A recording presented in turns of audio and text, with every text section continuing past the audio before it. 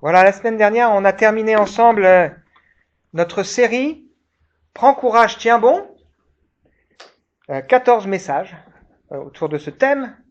Une série destinée à nous faire comprendre quel est le projet de Dieu pour nous et que surtout comment y entrer, comment y rester, comment avoir la force de le vivre, de le découvrir. C'était une série inspirée donc de l'histoire du peuple juif qui, après avoir erré pendant 40 ans dans le désert, et passé à côté de ce que Dieu voulait pour eux, ils sont enfin entrés dans autre chose, dans le terrain des promesses de Dieu. Et nous avons besoin de comprendre que la vie chrétienne, c'est pas juste on arrête des choses, mais on entre dans des choses que Dieu a prévues d'avance pour nous. Alors je n'ai aucun doute sur le fait que cette série nous a parlé, nous a encouragés. Elle a, je le crois, ouvert des perspectives nouvelles. Et quand on termine une série, je ne sais pas comment c'est pour vous, mais souvent, surtout quand elle nous intéresse, on a envie d'en reprendre une suivante et on se dit j'espère que je vais en trouver une qui est bien. C'est pas toujours facile d'ailleurs. Hein. Ce matin, nous avons bien plus que ce que propose la télévision, évidemment. Hein. Et nous allons ouvrir ensemble une série qui, à coup sûr, va nous enthousiasmer. C'est pour ça que j'ai choisi cette image de cet enfant qui saute de joie et qui va nous faire réfléchir autour de ce thème à la découverte d'un si grand salut. Il y a parfois des gens qui disent, je lis la Bible tous les jours, se disent, mais à force de la lire, tu vas la connaître par cœur. Je suis loin de connaître la Bible par cœur. Des fois, des personnes sont étonnées de se dire, mais vous allez à l'église tous les dimanches, mais à force, vous allez tout savoir, ça doit être tout le temps la même chose. Mais non! Il y a tellement encore à découvrir du projet de Dieu pour nous. Je parle pas seulement de Dieu, mais du projet de Dieu pour nous. Parce que s'il est important de connaître Dieu, il est important aussi de comprendre quel est le projet de Dieu pour nous. Jésus dira, la vie éternelle, c'est qu'ils te connaissent, toi, le seul vrai Dieu, et celui que tu as envoyé. Ça veut dire que quelque part, on n'aura pas assez de toute l'éternité pour pouvoir découvrir qui est Dieu. Tellement il est grand. Ça nous dépasse, ça. Hein. Alors, j'aime me rappeler, j'aime dire, dans ma vie de prière individuelle ou même avec des amis, que je ne veux pas dans ma vie un autre Dieu que le Dieu que me présente la Bible. Je reconnais sa perfection. Je reconnais sa sagesse. Je reconnais sa bonté, sa bienveillance. Je reconnais aussi son autorité. Je crois en sa puissance, sa patience. Je crois en un Dieu juste. Je crois en un Dieu qui fait grâce. Je crois en un Dieu qui pardonne. Je crois en un Dieu qui relève. Et je crois qu'il y a un véritable bonheur à connaître Dieu. Il y a vraiment un encouragement et un privilège à pouvoir se confier en lui. Il y a un soutien à pouvoir invoquer son nom. Et il y a une assurance quand on le connaît. Je reconnais sa souveraineté et je reconnais aussi que Dieu n'a pas besoin de mes conseils. Que bien souvent, les voies de Dieu ne sont pas mes voies. Sa manière de penser n'est pas celle que je pense. Et c'est lui qui a raison. Je crois en son amour immérité pour moi et au privilège que j'ai d'apprendre à le connaître, à le suivre, à le servir, à l'aimer. Le privilège que j'ai de trouver en lui un refuge et une consolation. Plus je m'approche de lui, plus j'apprends à l'aimer et plus je découvre en lui un ami. Parce que c'est ça que la Bible, elle veut. Elle veut qu'on ait une telle proximité avec Dieu qu'il devienne pour nous un ami. Comme il a été l'ami d'Abraham, comme Moïse pouvait parler avec Dieu comme un homme parle à son ami, comme Jésus a dit à ses disciples, je veux que vous soyez mes amis. Donc on va découvrir ensemble cette série à la découverte d'un si grand salut. Je prends cette expression du livre même qu'on va commencer à regarder ensemble et qu'on va replonger dans notre vie d'aujourd'hui. Dans ce livre, c'est la lettre aux Hébreux. Oh là là, un nom bizarre. Qui nous dit, mais comment échapperons-nous si nous négligeons un si grand salut? Ça veut dire qu'on a besoin de découvrir ce grand salut. pour ne pas passer à côté, pour ne pas espérer. Ce salut qui a été annoncé a été confirmé par la personne de Jésus, et ce salut a été confirmé aussi dans la vie de ceux qui croient. Ça vaut la peine de regarder. Et j'ai envie de dire, waouh, c'est extraordinaire de découvrir ce grand salut. Rien que cette phrase, un si grand salut, il y a déjà tout un message. C'est quoi le salut? Alors peut-être on a l'impression que c'est évident, mais si on devait donner une feuille à chacun, alors c'est quoi le salut? Sauvé de quoi? Si on parle qu'on est sauvé, ça veut dire qu'on est en danger. Bah oui, on est en danger. Ça veut dire peut-être qu'on est en prison. Bah oui, il y a des prisons. Il y a des peurs. Ça veut dire aussi sauvé de la mort. Ça veut dire sauvé d'une vie qui n'a pas de sens. Sauvé de son passé peut-être. Sauvé d'un châtiment. Sauvé de la colère de Dieu. Parce que oui, la Bible nous dit que Dieu qui est bon est aussi en colère. Il y a cette tension. Sauvé d'une hérédité qui nous pèse peut-être. Sauvé d'une désespérance, etc. Il y a tout ça dans cette histoire. Un si grand salut. Et donc, je pense que ce matin, c'est important de comprendre et de rappeler que ici nous partageons ce qu'on appelle la parole de la foi, c'est-à-dire la parole du Christ. Et ça veut dire que la parole de Dieu, la Bible, que nous croyons être la parole de Dieu, elle est là pour nous aider à savoir ce que l'on peut croire et comment le croire, pour que ça ait un impact dans notre vie de tous les jours. Alors, parfois, il y a des gens qui ont l'impression que croire, c'est une folie, avec tout ce qu'on voit. Et si on discute avec eux, ils vont nous parler du Dieu auquel ils ne veulent pas croire.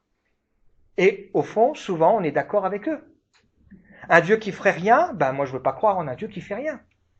Un Dieu qui serait froid, cynique, insensible, inagissant, mais j'en veux pas non plus. Mais c'est pas le Dieu de la Bible. La Bible nous présente un Dieu au contraire extraordinaire. Et ce Dieu-là, je veux apprendre à le connaître et apprendre à le découvrir. Pour ça, on a besoin d'ouvrir notre cœur. Et on a besoin aussi d'accepter qu'il y a des choses dans nos vies à désapprendre et des choses à apprendre. Parce qu'on est marqué par les choses qu'on a appris ou par la pensée collective. Et quand on dit par exemple à des enfants, on en discutait avec une amie cette semaine, qui se cogne, le bon Dieu t'a puni, on a besoin de désapprendre que c'est pas comme ça que ça marche avec Dieu. Si on présente un Dieu comme ça, évidemment, un enfant, il n'a pas trop envie de se confier en lui. Un Dieu qu'on a besoin de découvrir avec humilité. Alors, si on veut comprendre un texte dans la Bible, il est important de savoir pourquoi ce texte a été écrit. Oui, c'est pareil avec la Bible. Si vous voulez lire la Bible et vous voulez comprendre la Bible, il ne faut pas ouvrir la Bible en se disant « voilà ce que ça va dire ». Non, il faut savoir quelle était l'intention de son auteur. Il y a plusieurs mobiles qui ont poussé Dieu à nous laisser la Bible, ce message inspiré. Il a laissé la Bible pour qu'on apprenne à le connaître lui, qu'on apprenne à découvrir son projet, qu'on apprenne aussi à nous découvrir nous-mêmes. Il nous a laissé la parole aussi pour que nous apprenions à découvrir la personne de Jésus, celui qu'il a promis et qui est venu accomplir le projet de Dieu. C'est pour ça que dans la Bible, il y a deux parties. L'Ancien Testament qui annonce celui qui doit venir. Et le Nouveau Testament qui nous révèle cette personne, Jésus. Jésus a accompli entre 300 et 400 prophéties. C'est pas rien quand même. Ça veut dire qu'il a accompli il a réalisé des choses qui avaient été dites sur lui. Certaines, il avait la main dessus. Par exemple, il avait été annoncé qu'il s'exprimerait à travers des paraboles. Ça, d'accord, il pouvait le savoir et le faire. Mais il y en a d'autres qui ne les maîtrisaient pas. L'endroit où il est né, la manière dont il serait né, l'endroit où il serait élevé, le prix pour lequel il serait vendu, etc., etc.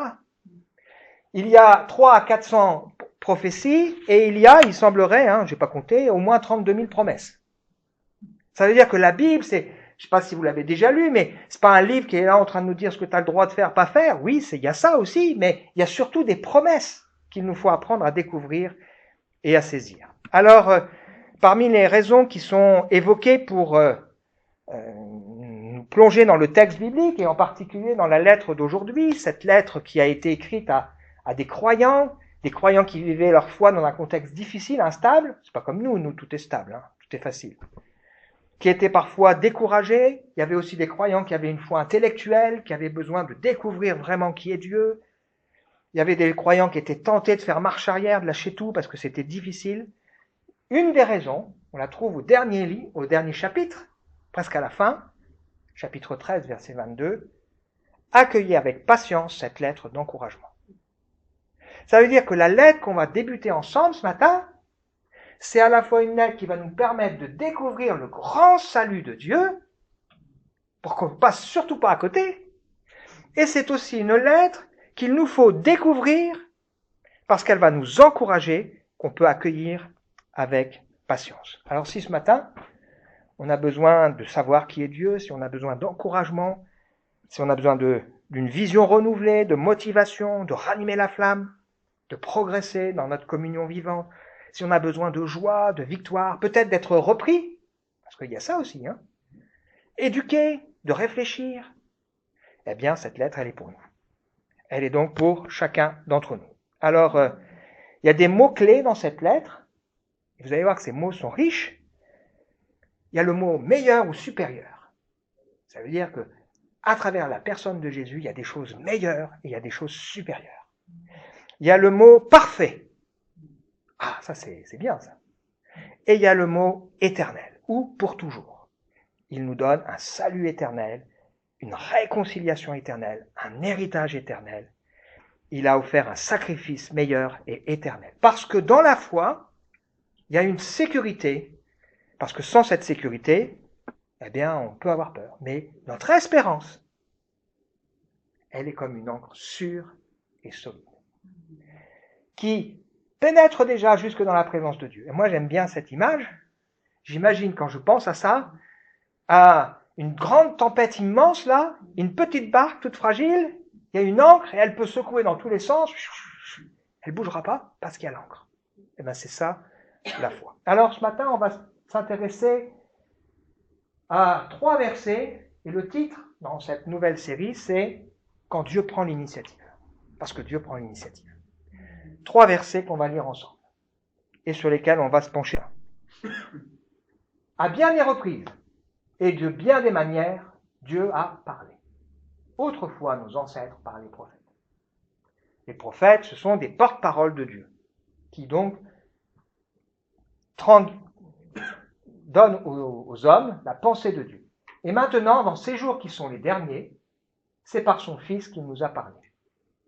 Il a fait de lui l'héritier de toutes choses, et c'est aussi par lui qu'il a créé l'univers. Ce Fils est le rayonnement de la gloire de Dieu, l'expression parfaite de son être. Il soutient toutes choses par sa parole puissante, et après avoir accompli la purification des péchés, il siège dans les cieux à la droite du Dieu suprême. On va réfléchir ensemble quelques instants sur ces 3 versets.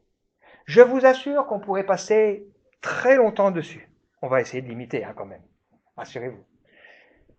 Première pensée qui est dans ce texte, c'est que Dieu a parlé. La Bible nous présente un Dieu qui parle. Ça veut dire que c'est pas simplement une énergie, c'est pas simplement une force, c'est pas simplement une logique, c'est pas simplement une puissance, mais c'est une personne qui parle. Quelqu'un qui parle, il le fait pourquoi ? Parce qu'il veut communiquer. Parce qu'il veut entrer en communion. Il parle parce qu'il a quelque chose à nous dire que nous ne pourrions pas savoir s'il ne nous le disait pas. Il parle pour nous expliquer des choses qui ne viendraient pas dans notre cœur naturellement. Et il parle parce qu'il espère être entendu. Il espère être écouté. Et parce que ce qu'il dit fait la différence.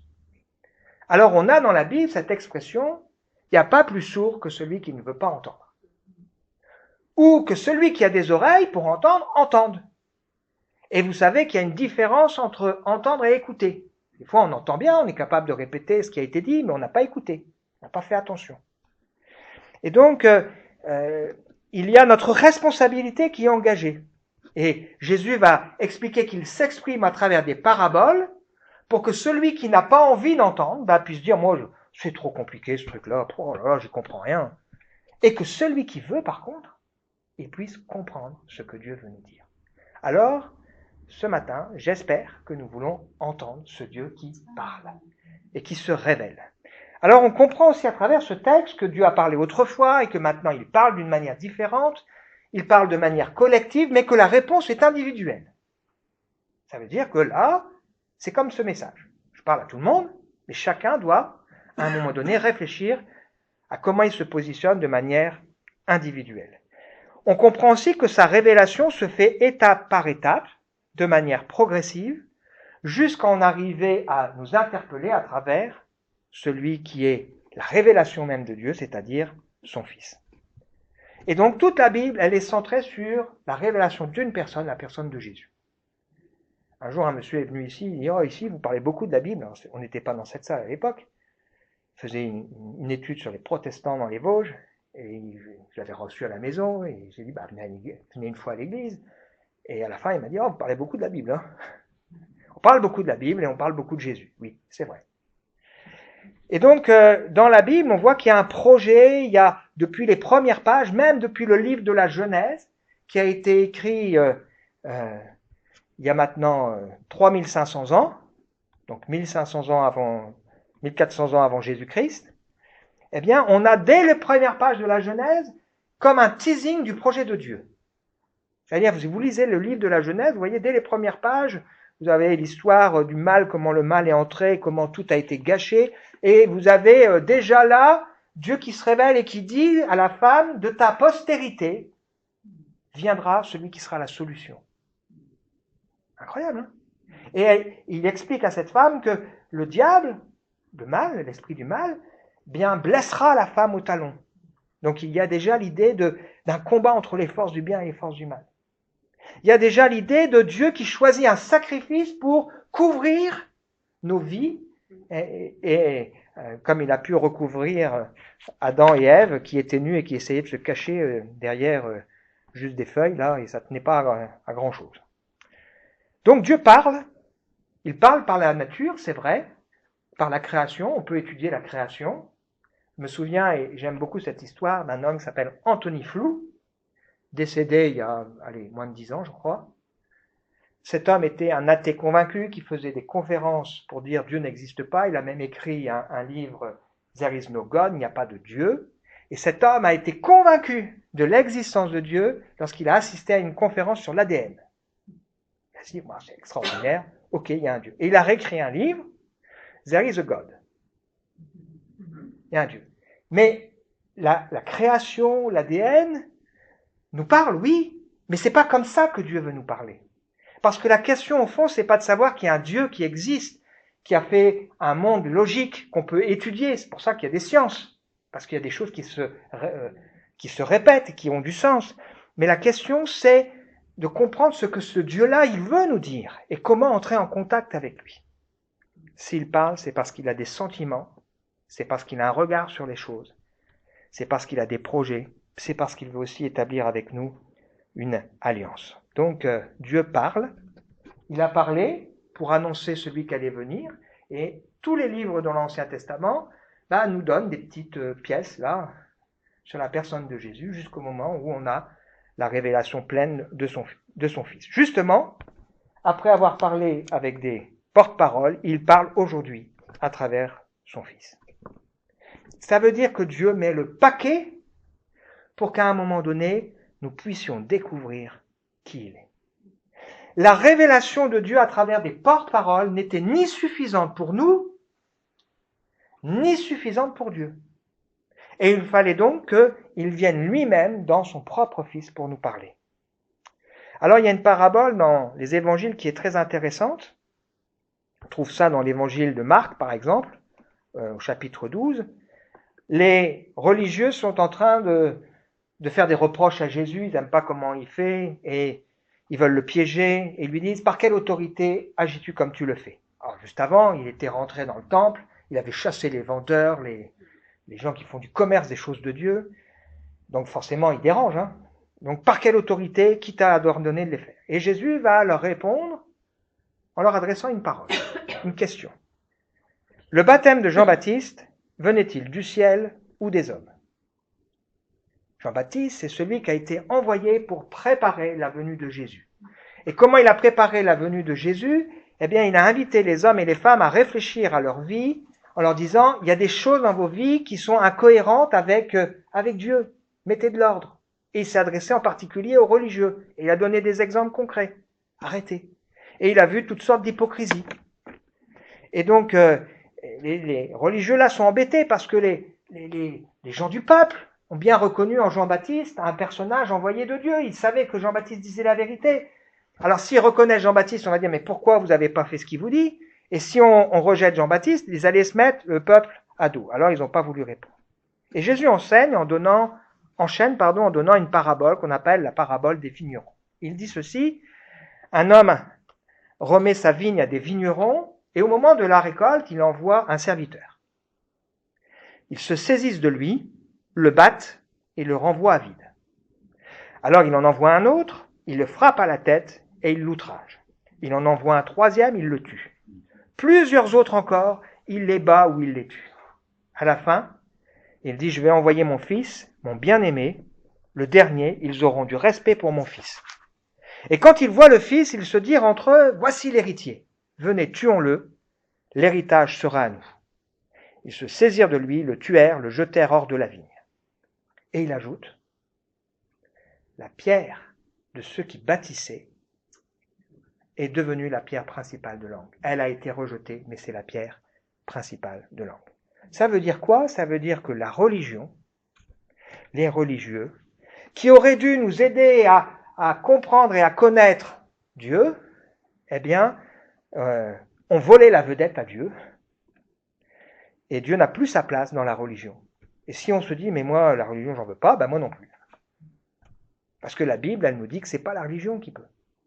Et la religion, d'une certaine manière, on a volé la vedette au Seigneur. Vous savez ce que c'est la suite? On vient voir Jésus et on lui dit, Maître, tu ne t'inquiètes de personne, tu ne regardes pas l'apparence, tu enseignes la voie de Dieu selon la vérité, alors devons-nous payer le tribut à César? À nouveau, on essaye de le piéger. Ce qui les intéresse, ce n'est pas la vérité, mais c'est de piéger. Dieu a parlé, pas à travers la religion, il a parlé à travers des porte-paroles qu'on a dans la Bible, et aujourd'hui, il nous parle à travers son Fils. Alors, qui est ce Fils? L'héritier de toutes choses, le créateur de l'univers, le rayonnement de la gloire, l'expression parfaite de l'être de Dieu, et celui qui soutient toutes choses. Alors, si on vous pose la question, et si on se pose la question, c'est qui Jésus pour toi? On pourrait répondre, c'est 5 choses. Waouh! La question importante, c'est celle-là. Qui est Jésus pour nous? Qui est Dieu pour nous? Si on évoque l'idée que Jésus c'est le Fils de Dieu, ça veut dire qu'on évoque le fait que Dieu soit un Père. Ça change complètement la notion qu'on a de Dieu. Si Dieu est un Père, ça veut dire qu'il m'aime, ça veut dire qu'il m'a donné la vie, ça veut dire qu'il prend soin de moi, ça veut dire qu'il a des projets pour moi, ça veut dire qu'il sait des choses que je ne sais pas, ça veut dire qu'il ne me laissera pas tomber, etc., etc. Et c'est important pour nous de comprendre que Jésus, il est le reflet plein et entier de Dieu le Père.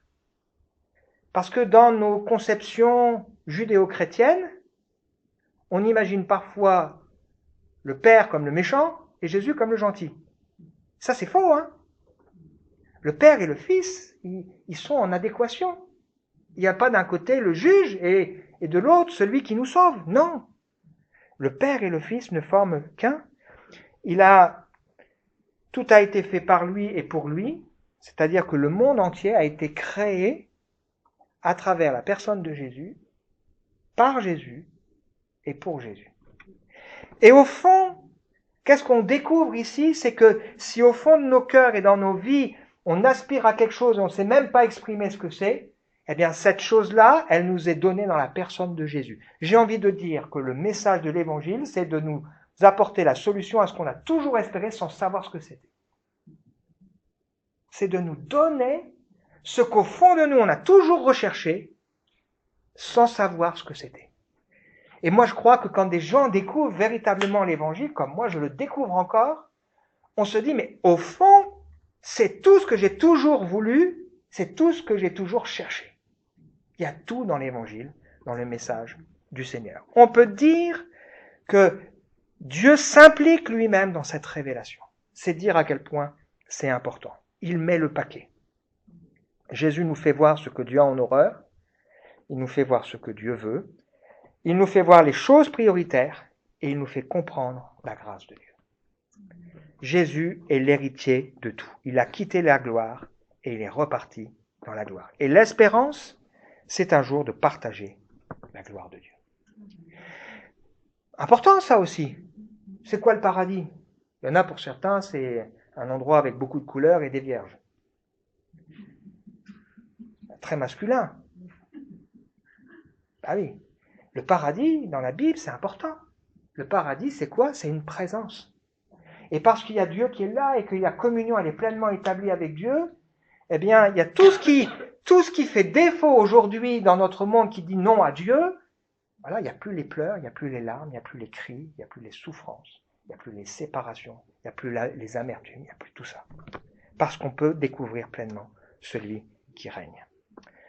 Jésus est l'empreinte parfaite de Dieu, il est le rayonnement de sa gloire, il soutient toute chose par sa parole puissante. Alors on a deux choses importantes ici qui sont rappelées concernant Jésus. Alors d'abord il soutient, je vais quand même dire deux mots là-dessus, il soutient toute chose par sa parole puissante. Moi je crois pas que, je suis pas déiste, c'est-à-dire je crois pas simplement qu'il y a un Dieu qui existe, puis après, allez, débrouillez-vous. Non, moi je crois vraiment que Dieu agit dans le monde. Ça veut dire que si notre monde est encore debout, même s'il y a plein d'endroits où c'est bancal, c'est parce que Dieu, dans sa bonté, soutient les choses. Et aujourd'hui, on n'a pas de mal à se rendre compte que tout pourrait en un instant basculer. Regardez le Covid, comment ça a pu faire basculer la société et le monde entier. Heureusement, on en est, entre guillemets, sorti. Mais on se rend bien compte qu'avec la nature détraquée, il y a plein de choses qui peuvent faire qu'en un instant, tout bascule. Et je crois que Dieu, dans sa bonté, freine vraiment la violence, les souffrances, les choses méchantes qu'il y a dans le monde. Il laisse faire parce que il faut que l'homme se rende compte des conséquences de son choix d'avoir dit non à Dieu, mais en même temps, je crois vraiment que Dieu freine. Et aujourd'hui, on pointe souvent du doigt, ouais, s'il y avait Dieu, comment ça se fait que? Mais si on ouvrait vraiment nos yeux, on se rendrait compte à quel point souvent Dieu a empêché des choses et des horreurs d'arriver. Parce qu'il soutient toute chose par sa parole puissante. Et il fait deux choses importantes sur lesquelles je vais terminer. Il a accompli la purification des péchés et il siège dans les cieux à la droite du Dieu suprême. Il a accompli la purification des péchés, c'est la porte d'entrée. On a besoin de comprendre pourquoi Jésus est venu. Il est venu parce que Dieu voulait vraiment aller au bout de nous parler, nous présenter son projet et nous faire entrer dans ce projet. Et donc, la porte d'entrée, c'est la purification du mal. Si on parle de purification, c'est qu'on parle de quelque chose de souillé, de quelque chose d'abîmé à qui il faut redonner son éclat. Et donc, c'est important de comprendre que Jésus n'est pas seulement venu pour pardonner, il est venu pour purifier. Et dans nos vies, on a besoin de réaliser ça. En Jésus, je peux être pardonné pleinement de tout le mal qu'il y a en moi, mais je peux aussi être purifié. C'est-à-dire que maintenant, Dieu, à travers Jésus, me voit pur. Ça veut dire aussi qu'il peut me donner la force de lutter contre ce qui ne va pas dans mon cœur et dans ma vie. La main de Dieu n'est pas trop courte pour sauver, son oreille n'est pas trop sourde pour entendre, mais les fautes, nos fautes, mettent un écart entre nous et Dieu. Et Jésus-Christ est venu pour purifier, pour nous permettre d'être pleinement réconciliés avec Dieu, purifiés. Ça veut dire que celui qui comprend, qui se confie dans la personne de Jésus, bien, il sait qu'il peut s'approcher de Dieu avec confiance parce qu'il est lavé, purifié. Il n'y a plus des choses qui viennent faire obstacle. Alors bien sûr, il faut avoir demandé pardon, il faut avoir mis de l'ordre dans sa vie. Mais là, on n'est pas en train de parler de la religion qui dit « Voilà ce que tu dois faire, maintenant débrouille-toi ». Non, on est en train de dire « Voilà ce que Dieu veut pour toi et Dieu veut t'aider à le faire. Il veut te donner la force que tu n'as pas. Il veut te donner la délivrance que tu n'arrives pas à trouver. Il veut te donner la puissance qui te manque. Il veut te donner la solution là où toi tu n'as pas cette solution. » C'est aussi ce qu'est venu faire Jésus-Christ. Jésus et le Père sont un, et le projet de Dieu, c'est que à travers Jésus, nous et le Père, nous soyons un, unis pleinement avec lui. Et il siège à la droite du Dieu suprême. Le Jésus en qui je crois, que j'invoque, c'est pas le petit bébé dans une crèche, c'est pas celui qui est sur une croix seulement, il est ressuscité, il règne et il est vivant. Et il est à la droite de Dieu, c'est une position d'honneur, une position d'autorité. Et il n'est pas simplement dit qu'il est à la droite de Dieu, mais qu'il siège. Ça veut dire qu'il est assis. Ça veut dire que c'est quelque chose qui ne changera pas, qui ne bougera pas. Il règne pleinement. Ça veut dire que d'une certaine manière, il se repose. On va le voir un peu plus loin. Ça ne veut pas dire qu'il ne fait rien. Mais il sait, il a pu dire, maintenant, tout est accompli. Son sacrifice a été parfait, total, entier. Tout est accompli. Et donc maintenant, il siège. Il intercède pour nous en disant, voilà, Raphaël, oh là là, Seigneur, aide-le. Il a encore tellement de mal. Il y a encore tellement de choses qu'il n'a pas compris. Et pitié. Je l'aime celui-là aussi. J'ai pas honte de lui, on le verra. Il siège. Dieu a pris l'initiative depuis des milliers et des milliers d'années de nous parler collectivement à travers les prophètes, à travers Jésus. Il a donné son Fils, une partie de lui-même, qui a purifié pour nous permettre de nous approcher de Dieu et qui aujourd'hui est celui qui règne. C'est que le début. Hein. On a lu là 3 versets. Il y a 13 chapitres. Alors il y a encore des tas de choses à découvrir. Oui, je veux découvrir ce grand salut, ce grand sauveur, cette grande vocation, cette grande destinée auquel le Seigneur m'appelle. Conclusion. Dieu a pris l'initiative. Voulons-nous écouter celui à qui a parlé et qui parle? Parce que des fois on n'entend pas. Hein. Gardez-vous de refuser d'entendre celui qui parle. Il veut nous donner, nous combler de ce qu'on a toujours voulu sans même savoir ce que c'était, ni parvenir à l'exprimer. Lorsque Pierre a annoncé ce Jésus, mort pour purifier les péchés, qui est Seigneur, assis à la droite de Dieu, les gens qui étaient là autour de lui, à cette première prédication après la Pentecôte, il a dit ceci, hein, voici donc ce que tous doivent savoir avec une entière certitude, Dieu a fait Seigneur et Messie, ce Jésus que vous avez crucifié. Ce discours toucha profondément ceux qui l'avaient entendu. Alors ils demandèrent à Pierre et aux autres apôtres, frères, que devons-nous faire? C'est ça la question. Et maintenant, qu'est-ce qu'on fait? Changer. Et que chacun de vous se fasse baptiser au nom de Jésus-Christ pour que vos péchés soient pardonnés. Alors vous recevrez le don du Saint-Esprit. La promesse est pour vous, pour vos enfants et pour tous ceux qui vivent dans des pays lointains, tous ceux que le Seigneur notre Dieu fera venir à lui. Changez votre attitude vis-à-vis de Dieu.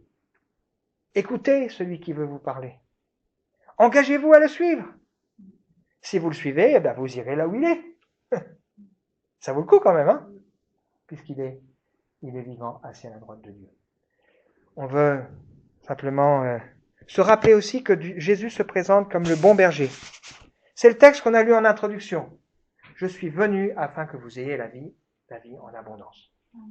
Une vie qui vaut vraiment la peine d'être vécue. Ça a du sens parce que Jésus se présente comme le berger, qui dit à ses brebis, et ce qui va caractériser ces brebis, c'est qu'elles entendent sa voix et qu'elles le suivent. Donc ça veut dire qu'il parle et que celui qui accepte de le suivre, eh bien ça veut dire qu'il va apprendre. Et c'est ce que nous devons apprendre, à écouter sa voix pour pouvoir le suivre. Il entrera, il sortira librement, parce que dans la foi, c'est pas une prison la foi. Après t'as plus le droit de ci, t'as plus le droit de ça. Non, mais c'est pas comme ça la foi. Il entrera, il sortira librement, il sera libre, parce que là où le Seigneur est, il y a cette liberté. Alors oui, Il y a une cohérence, et dans la foi, on ne fait pas n'importe quoi, mais on aura l'occasion de découvrir tout ça ensemble. On veut prier. Je me réjouis, Seigneur, parce que je crois effectivement que tu as parlé et que tu parles encore aujourd'hui. Je n'oublie pas les fois où j'ai découvert le message vivant de l'Évangile et où mon cœur a été touché, interpellé. Je n'oublie pas, Seigneur, qu'encore aujourd'hui, tu me fais réfléchir sur ma propre vie, tu m'interpelles, tu m'ouvres les yeux pour que je découvre qui tu es. Seigneur, ce matin, je te prie pour chacun de nous, pour que chacun reparte de ce lieu en se disant, mais est-ce que c'est vrai, ce Dieu, il parle? Oui, il parle. Et qu'il puisse, Seigneur, chercher à te connaître. Tu nous as dit que tu es près de chacun de nous et tu veux que les hommes te trouvent en tâtonnant. Mais que tu n'es pas loin et que tu veux te révéler. Alors, Seigneur, je t'en prie, trouve le chemin des cœurs et révèle-toi pour ta gloire. Amen.